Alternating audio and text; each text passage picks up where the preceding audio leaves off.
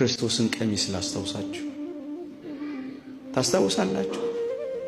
የጌታችን ቀሚስ ስረ ወጥ ነበረች፣ ሲያድግ አብራው የምታድግ። ወገኖቼ እችን ምድር ሊቃውንት እንደሚያስተምሩን በአንድ ቀሚስ ነው የጨረሳት።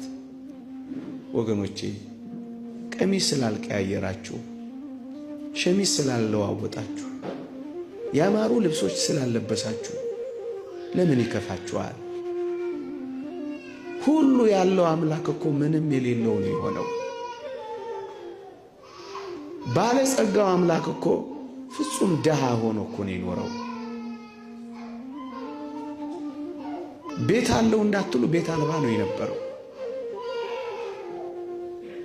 እንኳን ቤት ቆሞ የሚያስተምርበት ታንኳ እንኳን በተውሶ ታንኳ ነው ቆሞ ያስተማረው።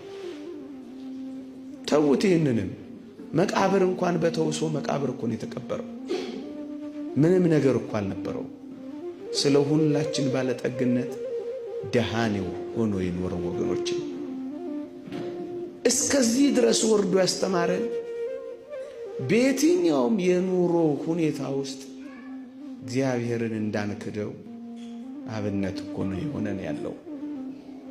ቤተ መንግስት አይደለም በረትን የተወለደው። ያማሩ መጎናጸፊያዎች አይደለም የለበሰው፣ ቅጠል ነው የለበሰው።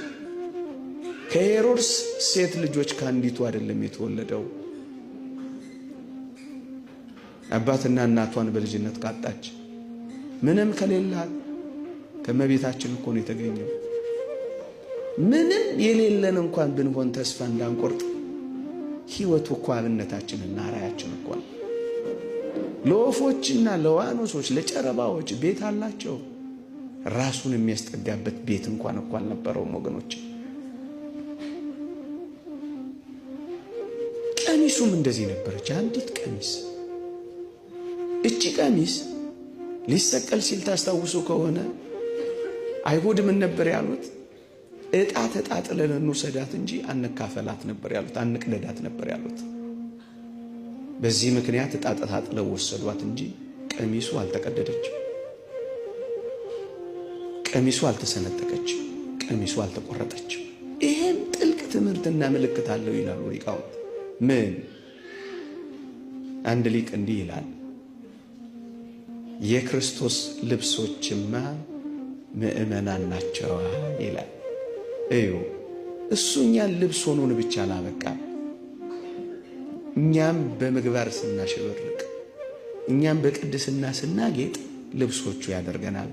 አለባሲሁ ለክርስቶስ ምእመናን ሞንቱ